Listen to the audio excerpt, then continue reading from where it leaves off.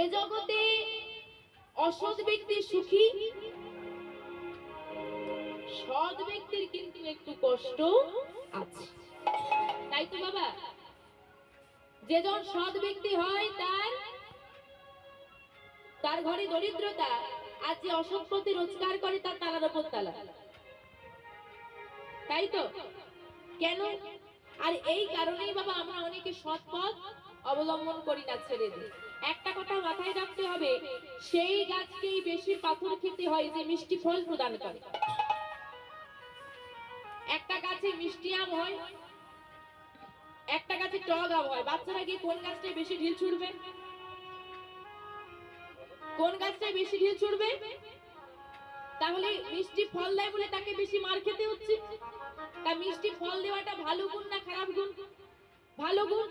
কিন্তু তাকে ইট খেতে হচ্ছে, কিন্তু সবার ভালোবাসা